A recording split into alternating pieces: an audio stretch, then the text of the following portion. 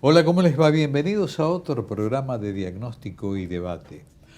En esta intención de ir poniendo en conocimiento de todos ustedes lo que hacen determinadas instituciones, hemos recurrido permanentemente a gente que representa a la Asociación de Emprendedores, porque realmente es trascendente para la evolución de justamente ese segmento de las pequeñas y medianas empresas, los emprendedores, darles la difusión y los alcances y los objetivos que se logran a través de esta, digamos, intervención o trabajo que realizan en la institución, que les da la posibilidad de un desarrollo trascendente que puede llegar a mucho, pero que realmente es importante porque por lo menos están asesorados, están vinculados y todas esas cosas que ahora vamos a charlar. Pero fundamentalmente, ¿qué es lo que hacen algunos en particular?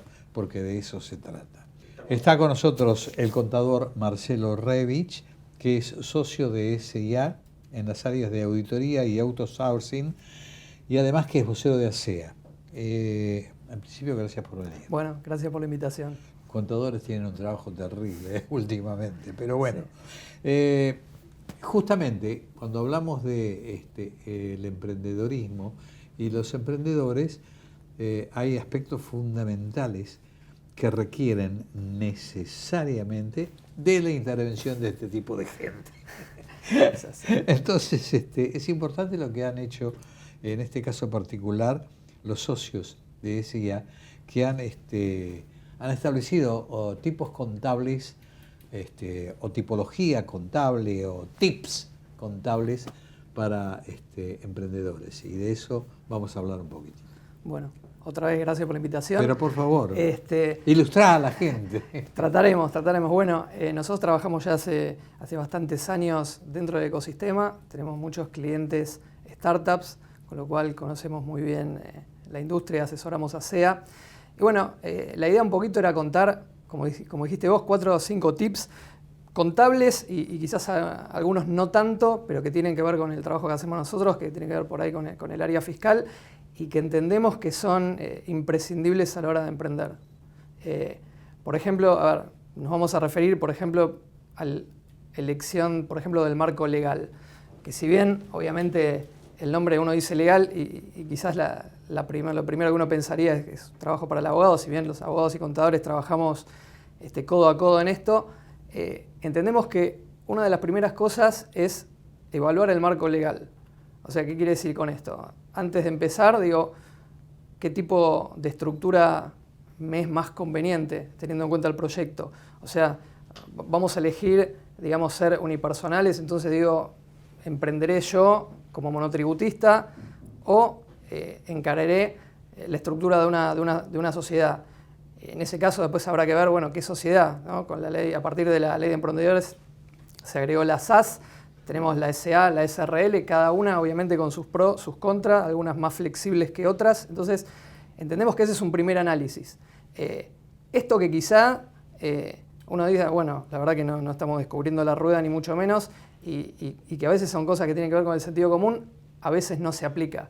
Y nos ha pasado muchas veces de encontrarnos con emprendedores que estas cosas no las vieron. Y a ver, yo después voy a hacer hincapié en otro punto que tiene que ver con si querés llamémoslo, con la prolijidad.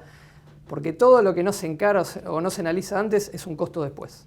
Nosotros, digamos, conocemos perfecto a los startups, sobre todo, digamos, en las primeras etapas donde, digamos, cada peso es súper importante y, digamos, en los primeros tiempos hasta llegar al break-even, o sea, cada ayuda, cada análisis que se haga algo, digamos, va a redundar en un ahorro de costos en el futuro. O ya sea costo de operación, costo impositivo o inclusive en disminuir las contingencias, que es otra cosa que después la vamos a comentar, porque todo startup, inclusive en el primer estadio del mismo, sabe que en algún momento va a recibir un due diligence porque va a recibir una ronda de inversión o inclusive porque va a estar ante un exit, y ante un due diligence todas esas cosas que no se analizaron antes o el tipo societario que no era el correcto o determinadas cosas del encuadre fiscal que no se vieron, esa contingencia va a ser o menos precio o va a ser un problema en el futuro, más que nada en costos. Con lo cual, el punto número 1 es el adecuado encuadre, llamémoslo, legal. El segundo punto tiene que ver también con el encuadre impositivo, o sea, el objetivo es ser fiscalmente eficiente. Entonces, lo primero que tenemos que ver es nuestro proyecto, digamos, cómo va a monetizar, o sea, qué impuestos le son aplicables, cuál es la idea de los founders, o sea, estamos hablando de un proyecto local, estamos hablando de un proyecto regional, estamos hablando de un proyecto internacional, porque así como hablamos de qué estructura local va a ser la más conveniente, o una SA, una SRL, una SAS, después tenemos que ver internacionalmente cuál va a ser la estructura más eficiente. ¿Por qué? Porque la verdad es que quizás hace muchos años, cuando uno hablaba de una empresa regional internacional, tendía a pensar en una gran empresa. Hoy cualquier startup que recién comienza mínimamente va a pensar en regional. ¿Sí? Estamos hablando de abrir una oficina en Chile, en México, en Colombia, donde sea, según la actividad. Con lo cual, eso va a requerir una estructura internacional. Bueno, ahí hay un análisis, digamos, de tax planning internacional que es muy, muy importante y que a veces uno escucha y dice tax planning internacional y se piensa que es algo que solo, digamos, le podría pegar a una empresa grande, pero inclusive a cualquier startup le es muy importante. Con lo cual ese análisis, digamos, hecho bien desde el comienzo, va a redundar obviamente en una mayor eficiencia y menor costo en el futuro. Otro tema que creemos que es importante, y también lo recalco porque de nuestras charlas con nuestros clientes que son emprendedores, claro, muchas veces ven el rol del contador. Vos vas a ver que yo más que a contador me voy a referir a asesor financiero y consultor, después voy a explicar un poquito por qué. Y quizás no te ven como algo que agrega valor, y si no es más un tema de, tenemos que hacer, llenar el impuesto, hacer esta cosa y qué sé yo. Lo que nosotros tratamos de ponerle en la cabeza al emprendedor es que mucha parte de nuestro trabajo, a ver, nosotros por un lado estamos del lado de ellos, obviamente. Segundo, con todo el avance tecnológico de ahora y todo lo que es, por ejemplo, el cloud accounting, nosotros les recomendamos fervientemente a los emprendedores, hay plataformas que operan en la nube de sistemas contables que son muy sencillos, que no son costosos y que es necesario tenerlos. ¿Por qué? Porque esto permite básicamente poder compartir info, poder accesar la información desde cualquier lado, tener información en tiempo real, que la verdad que eso redunda en una mejor toma de decisiones, ¿sí? Con lo cual eso es muy importante y nosotros hacemos mucho hincapié en que los emprendedores accedan a esas herramientas que hoy están disponibles y por bajo costo. Y también porque la verdad es que hoy, con el avance tecnológico que hay, digamos, el emprendedor tiene que aprovechar la hora del consultor. Por eso yo te digo que el rol del contador cambió en este tiempo de pasar de un tema de casi 100% de compliance a ser más un asesor estratégico, si querés. Porque hay mucha tarea rutinaria que antes hacía el contador, que estos sistemas poco a poco van, digamos, reemplazando, con lo cual de poder, digamos, jerarquizar un poco más la hora hombre para darle valor agregado al emprendedor. Entonces, otro tip es hacer uso de las herramientas que están disponibles, que no son costosas y que son muy útiles. Otro tema que nosotros hacemos mucho hincapié es el aprovechamiento de beneficios o incentivos que están disponibles y que muchos emprendedores no los conocen. ¿Sí? Lo que te decía antes, para una startup, sobre todo las que están en los estadios tempranos, cada peso es fundamental y te puede hacer la diferencia entre estar en el grupo del 10% según la estadística, 20% si querés ser un poco más optimista, de las que van a llegar, de las que no van a llegar. Hay incentivos, por ejemplo, hay planes del gobierno, por ejemplo, hay algunos de capacitación, o sea, vos, mucha de la inversión que vos tenés en capacitación de tu personal, haces una presentación, el Estado lo reconoce y te devuelve parte de ese costo a través de bonos de crédito fiscal, que vos podés usar obviamente para impuestos, son ayudas importantes. Hay algunos planes que, bueno, algunos ahora no están vigentes, pero en general eso tiende a renovarse.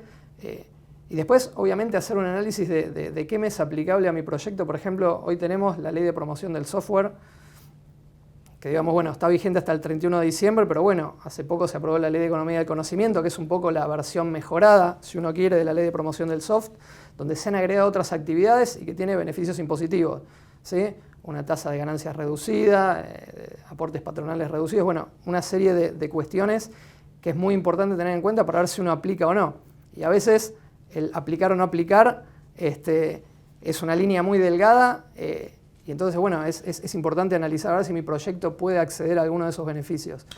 Te voy a interrumpir ahora después de Dale. haberme dado los 5 tips que vamos a ver si los recuerdo exactamente, que era el aspecto legal, el aspecto impositivo, Fiscal. el aspecto de financiero, Sí.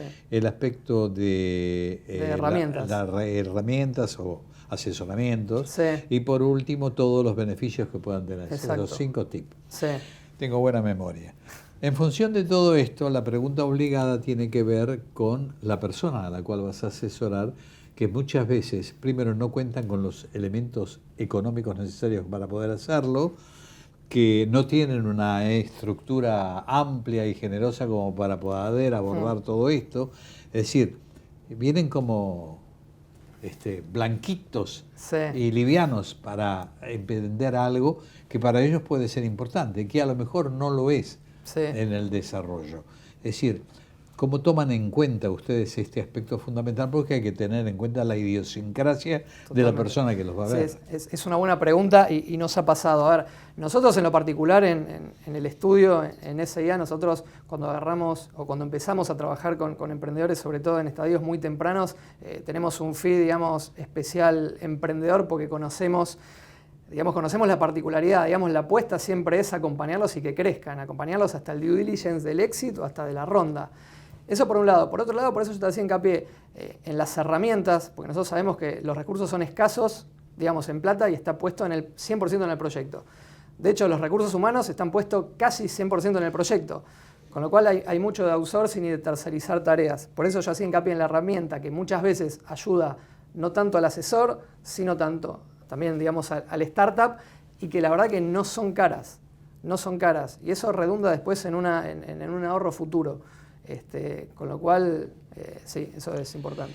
Mi estimado Marcelo, realmente interesante y trascendente esto que estamos hablando, y ojalá que todos aquellos que están viendo tomen en cuenta estos aspectos, estos tips, como ustedes lo llaman, para que sepan cómo moverse y cómo emprender algo que a la larga puede resultar efectivo y puede darle los resultados que se esperan, ¿no? Claro. Así que bienvenido al programa y bienvenida a las recomendaciones que nos has dado. Muchas gracias. Gracias por venir. Gracias por la invitación. No se vayan, que tenemos otra nota para compartir con ustedes.